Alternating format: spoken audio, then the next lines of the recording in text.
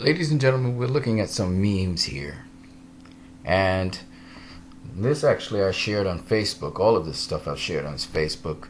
But for the YouTube audience, I'm sharing this with you guys. And I'll go in a little bit more detail. So when we look at the statues in Justice League with respect to the Trinity, they say so much about the characters. Each statue, we'll go through them a little bit. So when we look at it, this particular statue here is Lady Justice. And it just so happens that Wonder Woman is standing on the right hand, the executable hand of Lady Justice, holding a sword. Now, we've dealt with this before, but it's interesting how in Justice League, each character is represented by a statue or an image. So, Wonder Woman, Lady Justice, is right there next to her. When we look at Batman is leaping off of a roof. But if you can see here, these two gargoyles, they're called, on the rooftop. And gargoyles are generally guardians. They scare away evil spirits. If you look on this rooftop, which may be a church rooftop, as Batman leaps off, these gargoyles also are bats that are leaping and flying in the air. Their wings are open. So it's very interesting that we see literally a reflection of the character with these bats here. And note, he is considered a guardian. And I'll come back to that at a later time. When we look at Superman, on the other hand, his statue is broken. And Superman at this point in time is behaving like the Injustice Superman. He's also broken himself. He's not behaving like Superman. You hear Wonder Woman said, he's confused. He doesn't know who he is. And that shows that he's a bit broken, right? And they had the discussion about Superman coming back, and suppose he doesn't come back and he's not the Superman you know. Now, I shared these stuff with other people on social media, particularly on Facebook, and it was just interesting the responses that people gave. Some people said, no, Batman or Superman, justice begins with them because they were the beginning of the Justice League. Some other people said, Batman, I don't see anything, so what? You got Batman and you got bats. Wow, whoopee-doo. Some other people, they said, oh, Injustice Superman, it doesn't follow the line of injustice gods among us. You hear people say things, and it's okay. It's just amazing how much the evidence points to something else. So if you do remember Wonder Woman the movie, this poster was for it. I'll zoom it up so you can see. And when you look at the poster, it says justice begins with her. And it was supposed to, of course, debut June the 2nd. Okay, this poster, the person who overall is responsible for that poster would be Patty Jenkins. So apparently Patty Jenkins didn't know what she was saying. Zack Snyder wrote the story. I guess Zack Snyder didn't know what he was saying either. And on top of that, Warner Brothers and DC didn't know what they were doing. Fandom sometimes causes people to be so blind. So blind. So what I love about this and the connectivity of it is Zack Snyder, because this is Zack Snyder's Wonder Woman, and I'm sure he has something to do with they putting that particular phrase into the poster. He shows that Wonder Woman came before all the other Justice League members. She's the first Justice League member. She's the first one who was fighting for justice amongst the Justice League. And what's interesting about that is that when we look at Wonder Woman, especially in World War I, where she really did epitomize justice with love and showed how she tried to balance the scales, it's interesting that if you go and you look at the big scenes in Wonder Woman, you can actually parallel them with the scenes when she saved the people from the terrorists in the courthouse. I dare you, go check out the scenes, especially the No Man's Land scene, which is a pivotal scene which sort of shows the emergence of Wonder Woman. This is what she's all about. I dare you to check out that No Man's Land scene once again, because I'm going to tell you there are parallels between this No Man's Land scene And this particular scene in Justice League, of course, Wonder Woman always being the embodiment of justice with love and mercy. And so she's really fair. And so as a result of that, this scene here actually is very closely linked to the scenes of Wonder Woman in World War I when she enters the world of men. So I dare you to go ahead and investigate that in more detail. But I love how this film, introducing the characters, is very... Each of these characters were introduced, and there was always a statue next to them. Batman was introduced, and you saw the statues next to him. And here's the interesting thing about that one. So if I can here, let me just zoom out of this. And let's go to Batman. The interesting thing about Batman. So a guy was saying, well, whoopee-doo, there's bats, there's Batman, he's flying, the bats are flying, whoopee-doo. Yes, but that's not what this picture's saying. It's saying a little bit more than that. And to do that, you have to get in context with Batman v Superman, Dawn of Justice. So in Batman v Superman, Dawn of Justice, Batman is also cued, his introduction is also cued by bats. And the first time we see him, let me just zoom in a little bit so you guys can see this. So the first time we see Batman in Batman v Superman, which is down here, there's some bats. Sorry about that. There are some bats coming out of a chimney. They're speeding coming out of the chimney. They're running away, almost. And Batman is interrogating a guy, and he's torturing him. Okay, he's branding him. He's torturing him. The guy's screaming. And we'll talk about how Batman behaved there and how very similar he behaved to Steppenwolf when Steppenwolf was interrogating the hostages, and you heard screams as well, and the Flash was all scared. It's that same mentality Batman had in Batman v Superman. He was using pain to extract information, but the bats were fleeing the scene at that time. Okay? Now, why we need to bear that in mind is because when we think about Batman's dream in the very beginning of the movie, again, Batman and bats, of course it was Bruce Wayne at the time, we remember that the bats carry Bruce to the light, all right, which is what you see here. He was going up to the light. That turned out to be a beautiful lie. And what did he mean by a beautiful lie? Well, the light that he thought was at the end of the tunnel wasn't really light. And so, after he encounters Superman in Metropolis, and he has this revenge vendetta, you see that he has this nightmare. He has this dream where he's going to his mother's grave, and out of his mother's grave bursts out a bunch of bats. And then this huge bat comes out and starts to bite him and devour him. That dream basically summarizes what Batman was in Batman v Superman for most of the movie. He was actually turning into a beast. He was actually turning into a bat. He was literally turning into a bat. And they called him the Bat in Batman v Superman. Notice he's not called the Bat in Justice League. He's called Batman. And that's why I hyphenated this, Batman, because in Justice League, after Batman meets Superman, and he realizes his humanity by seeing the humanity in Superman, who is able to help him refocus himself on what he's supposed to be, get rid of his fears and his xenophobia, his revenge and hate, and he realizes Superman is a good person. He's filled with hope. Now this hopeful Batman is the one that we're seeing coming off this roof here, but this time he did interrogate a guy on the roof. It was a robber. But this time, well, he actually didn't interrogate him. He used him as bait. He caught him, he used him as bait, but he saved his life. The guy was living at the end. But he used him as bait to catch a parademon. He caught the parademon. Notice he was not thinking about being brutal. He wasn't thinking of being like Steppenwolf. He used, the robber survives, right? He's tied up, but he survives. He's not branded or anything.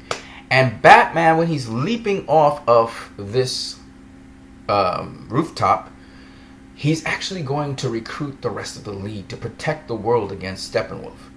So for the first time, Batman is behaving once again, not like BVS, but once again he's behaving this time like Batman before the Metropolis incident. Okay? The Batman in after the Metropolis incident was a brooding, vengeful, hateful Batman who wanted to kill Superman. Reminds us of Death in the Family Batman. The Batman before that was the Batman we see after that, minus the really brimming, bursting hope inside of him. The Batman v Superman. The v Superman that was inside of him. And so, and it's interesting you use V. V also stands for victory, which is just crazy. It's just so much going on there. But what's cool about this is these guardians. Batman has returned to being a guardian. Before that, he was a hunter. He was a vengeful hunter.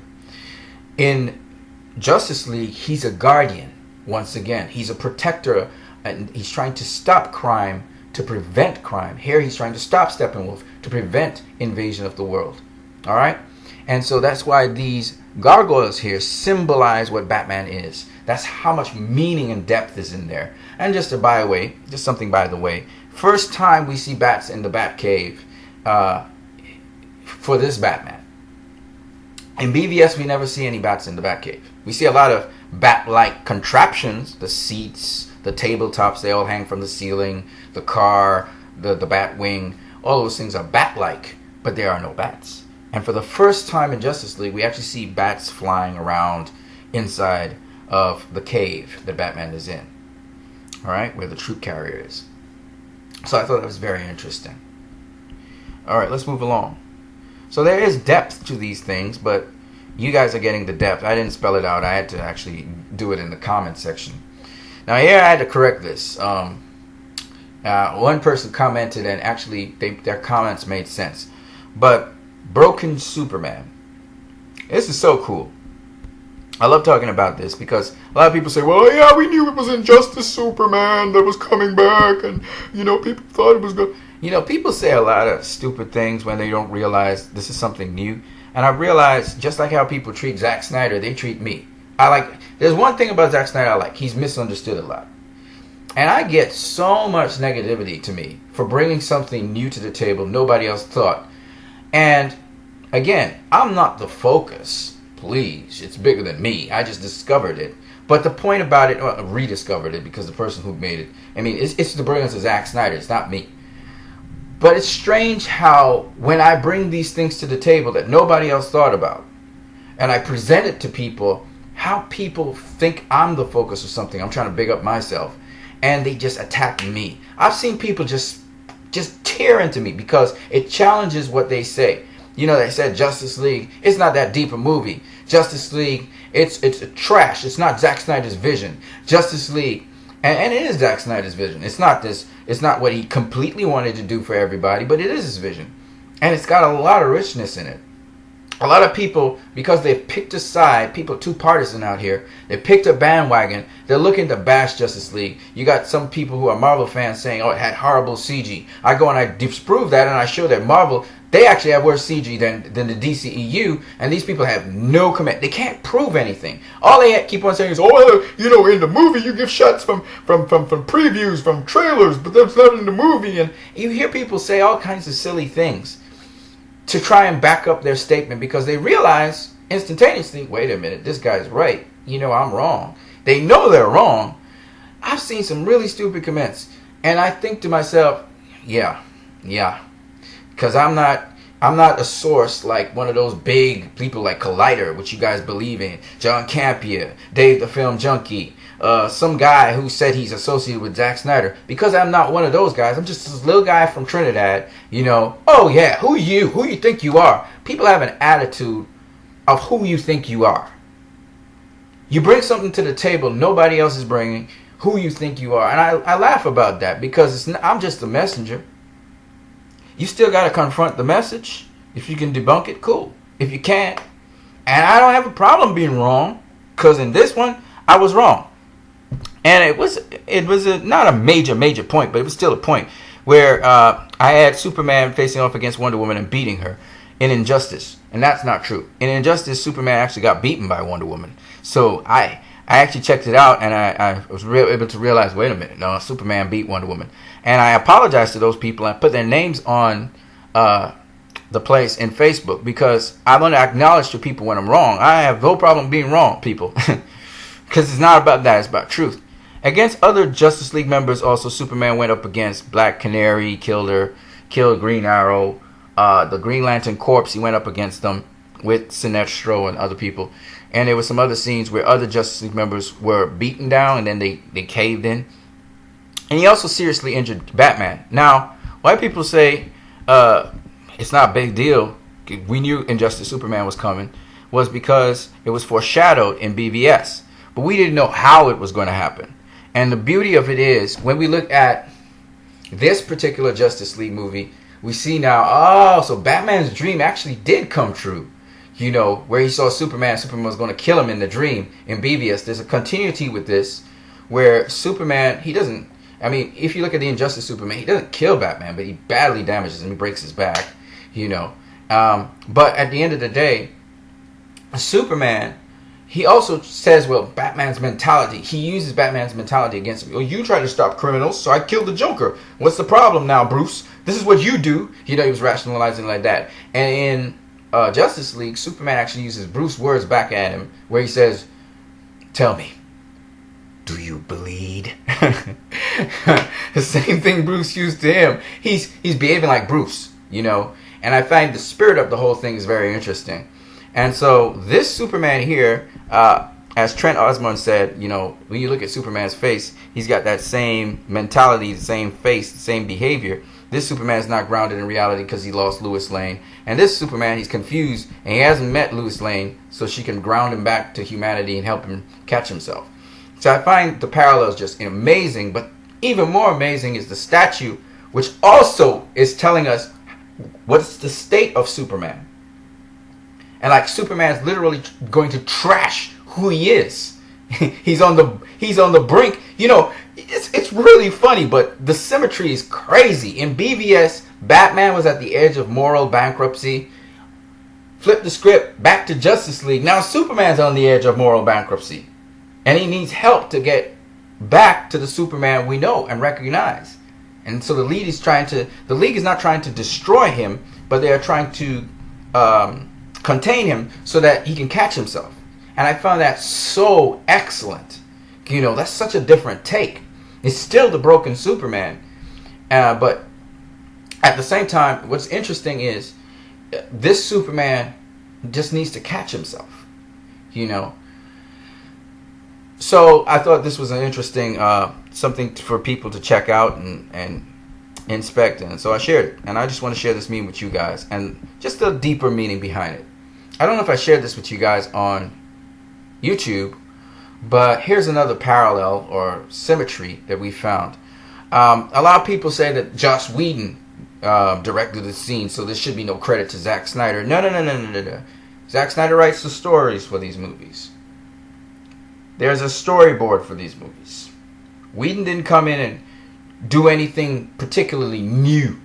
And I can tell you right now, the fact that this is such an elaborate set here, I can tell you right now, there was plans for this scene to be done. Just that Whedon ended up directing some of it. Not all of it, some of it. Particularly, I think, the scene with the robber. But what's interesting is that we have, again, that parallel, that repetition. So where Major Ferris, she was asking Dr. Hamilton about the fate of humanity in Man of Steel, but what happens to us? In Justice League, the Thief is asking Batman about the fate of humanity, saying, where does that leave us? Very much the same thing. And it's a parallel. Again, stuff that you gotta love about the Justice League. Now, a lot of people have been talking about how Steppenwolf, there's actually a much more closer version that Zack Snyder was doing, and Zack Snyder didn't do this version of Steppenwolf, and blah, blah, blah, blah, blah, yada, yada, yada. And I did a meme on this a while back, showing people that General Zod doesn't look exactly like General Zod. He doesn't look exactly like him. But that's because the Kryptonian ship is rendering it a certain way. By the way, beautiful cinematography for that. And it's nice that in BVS, same Kryptonian ship, different lighting, different kind of cinematography. And we see Steppenwolf with the 3 mother boxes. And he puts them to the sky and he goes, blah, right? But you can see all the features of Steppenwolf here in this Steppenwolf computer-generated image that the Kryptonian ship gives. All right. In fact, his horns look very similar to the horns here He got the little goatee thing going on down there. It's not a beard per se. It's some kind of alien thing. And his face pretty much looks like this face. And his build, even though it's slightly different in terms of this has more kind of spiky things coming out of it and stuff. His build is also built like it. Now we know that Zack Snyder did this version of Steppenwolf, but there was an earlier version of Steppenwolf that looked more like a creature. And people said that version looked more like this Steppenwolf. I disagree. I don't think it looked exactly like that either. For instance, the horns weren't the same. It did have the spikes on its body, but again, its face was not the same. And personally, I like the more humanoid-looking Steppenwolf. Personally, they didn't get his face always absolutely correct at all times in the animation of his face, but I prefer that to him being just a monster. I think he's a monster, but I think he's an intelligent monster, and I thought that this rendition was actually the better rendition, if you ask me. But a lot of people were advertising Steppenwolf using things from, I can't remember if it was Age of Ultron or Thor the Dark World. They combined certain things. I think it was Thor the Dark World to make a Steppenwolf-like figure. And finally, I want to talk about the artwork in the DCEU. And again, I find the DCEU to be a wonderful place in terms of that. So when you look at, for instance, Man of Steel, you see the artwork, talking about Krypton and everything. You see this beautiful artwork. Love it. Batman v Superman, we had a number of pieces of art. We had actual photos and pictures. We had actual paintings. If you were to look at, and it's always symbolizing above and below. For instance, at the end of this scene here where Lex Luthor talks about devils coming from the sky, it snaps to a shot where Bruce Wayne is going to the tomb.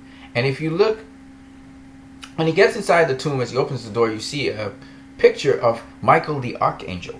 Michael the Archangel is actually above the tomb. But when he goes near the tomb, black blood comes out of the tomb, and then the bats come out, and this big bat comes out and bites him. It reminds us of Lucifer, the demon. So you see the God above the tomb, or let's say symbol for God, the angel, the archangel, the protector. And then you see the demon. Of course, Lex Luthor flipped it upside down, so which led to the situation where Steppenwolf, the demon, comes down from heaven. And then the archangels and the angels, which would have been the Amazonians, they defend the place. All right. So I thought that was really, really cool and sparks of continuity. And then when you look at Suicide Squad, the cool thing about it, the artwork in Suicide Squad is very interesting.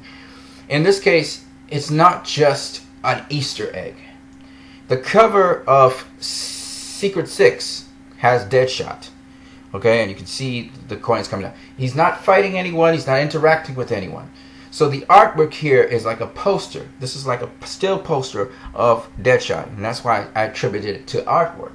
Because in this case, Deadshot's not doing anything. He's standing. It's like somebody's painting a portrait of him. And there we see a real demonstration of a portrait of Deadshot. And it's metaphorical or abstract because she's speaking about Deadshot. It's not that you're actually seeing Deadshot standing there with coins falling down on her. So this is very artistic, metaphorical. Alright? And that's why that's art right there. Which is different to say Captain America facing off against Iron Man. And we say, oh, look at that. That's straight from the comic book cover. Yeah, but that's them actually doing something. Then it's not a metaphor. It's not imagery there. You know what I'm saying? Or it's like, when Batman is facing Superman, he kicks him in the face. Right? That comes straight out of The Dark Knight Returns, right? But that's an Easter egg. That's a homage. That's not art because it's not like Batman's posing, kicking Superman in the head, and Superman's waiting for the camera to take him so we can see the metaphor saying, this is Batman over Superman. You know what I mean? This here is Deadshot. This is about the character. All right? In Wonder Woman, we had beautiful artwork as well. All varying kinds of artwork. So the artwork, it goes through different kinds of art animation. We have photo animation, which was with Deadshot. We have picture artwork, still picture artwork, paintings. We have animated paintings, which is this one. We had, I don't know what you call this. This is an animation, but it's using, I don't know, computer generated sci-fi like animation. I don't know what else to explain it as. but it's beautiful. I love it. And then we have Justice League. And Justice League goes into this kind of ancient paintings, ancient drawings, very cultural drawings, which highlights Aquaman at the bottom here. Let me see if I can get it there so you guys see. So that's Aquaman at the bottom there, and that's Justice League. So you have all these different palettes of art and different color schemes and color palettes, and it's just all so crazy how diverse this art is, and the use of art and the artists that we used. I love it. I love it. So when you're talking about the DCEU and you talk about Justice League and Batman v Superman, Wonder Woman, Suicide Squad, Man of Steel, you know, all of these, every single one of these 5 movies brings something fresh and new to the table, and you can see how they're interlinked with one another. I particularly say that Justice League is probably the most interlinked DCEU film to date, even in its abridged and almost, you know, in certain places unpolished form that it has. And the weird thing about it is it's like that movie is the most connected movie I've ever seen, mainly because of the background behind the creation of it. That you have one director that came from Warner Brothers, DC, and then you have this other director that really has his feet wet in comic book movies from Marvel. Now we're seeing the guys who did Spider-Man Homecoming, they will be directing the Flash movie. I like that. I like that you got this, that DC is willing, Warner Brothers and DC is willing to embrace this crossover, and they're embracing the fact that, hey, let's have Marvel across by our home. And if Marvel wants to invite us across to their home, we're comic book characters, and whatever is best for the comic book characters, we can get some crossover going, fine, let's do it. And I find that a nice thing, and it's very accommodating of DC. And so just seeing directors, maybe even actors, of course actors are not really given to any particular franchise unless they have a long contract with the franchise, but it'd just be very nice and creative and innovative to have those crossovers happening. And while it's nice to have competition between Marvel and DC to push them, pushing each other further along the way, Black Panther being an example of a movie that is beautiful, it's wonderful, and I don't nitpick movies, so even though I know where certain things are not the best that they could possibly be, I find it a beautiful step in the right direction for Marvel. I want to see it pass $1 billion. I want to see it do as well as possible, because I believe that those are the kinds of films you need to have. So I'm loving what Marvel did with Black Panther, but I love the DCEU as well, and I've seen that quality and better in the DCEU, even though people have been speaking so negatively about it. Finally, I want to leave you guys with this one. I put this up on social media. I put it up on Facebook, and lots of people. I don't know what you guys think about this as you guys watch this. What do you think? Do you think that in the beginning of Justice League, when Superman was being interviewed by 2 little kids, one was a boy, I don't know if the other one was a boy or a girl, that one of them was actually Billy Batson, and the other one could have been any one of these siblings that I have here? Because Billy Batson ends up in Philadelphia in an adopted home with a lot of adopted kids. I find this very interesting because Zack Snyder has a lot of adopted children himself, and a lot of celebrities adopt children. I think of Angelina Jolie and several others. But what's interesting is there is one more I did not mention, which is, I forgot her name now. I'll get it. It begins with M, and her surname, I can't remember what it is. But she's much older, so I will not put her in this grouping here. Now, the potential for the Marvel family, well, they changed it from Marvel because there's a Captain Marvel in the Marvel universe, the MCU, and Fox Universe and Sony. So we don't really talk about that, but Shazam was actually known as Captain Marvel.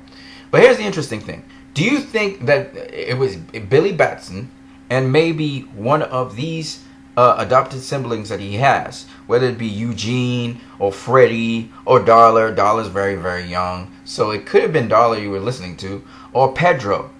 Pedro is a little bit around, so Pedro, all of them are around about the same age. Billy Batson, at the time in 2015, may not have been a teenager or a very young teenager, maybe 11, 12 years old. Eugene Choi, he could have been with Billy, even though if you ever read any stories about Shazam and Billy kind of sometimes would run away from homes or he'd be on his own. And Billy and Freddie Freeman, they sometimes go on excursions or go out or something. I wouldn't be surprised because they don't come from Metropolis, okay? Billy doesn't come from Metropolis. And it seems as though Shazam's story has been modified since 2012 to 2013, so he's more in Philadelphia. However, in almost all the stories, Superman or Clark Kent would interact with Billy at some point in time. Of course, we have Black Adam, who is there in that story, and then you got Savannah, who's another Dr. Savannah, who's another character in those stories. I don't know how they're going to go with it. I don't know if they'll go with Black Adam in the story, or they would just keep Black Adam out and have Dr. Savannah in there. I don't know how it'll work. But what's interesting is we know that Superman's going to make an appearance sometime in Shazam. That's a given. And Shazam, Billy Batson was inspired by Superman. Okay? I don't know if it's before he became Shazam or after. I would assume before. So this would be a nice little nod back to that. Where they either recreate this scene in Shazam when Henry Cavill's got, features, or they upgrade the CG that they have in Justice League to make it more closer to the resemblance of Henry Cavill. Whatever they want to do, or whether to change up the angles, whatever they want to do, it would be interesting because I feel like this is a moment here where Joss Whedon put this in there. I don't know if it was planned before or what, but Joss Whedon ended up doing the entire thing. And it would be very interesting to find out if Billy Batson, future Shazam, and a sibling who may become later part of the Marvel family, that is Shazam's family of superpowered heroes, if they also have something to do with it, because we know that all these characters are in the film. So I'm just interested in finding out. I don't know what you guys think, but I wanted to share all of this interesting stuff with you guys. I hope you enjoyed this video. If you do, share, like, subscribe, and donate. You guys have a great one.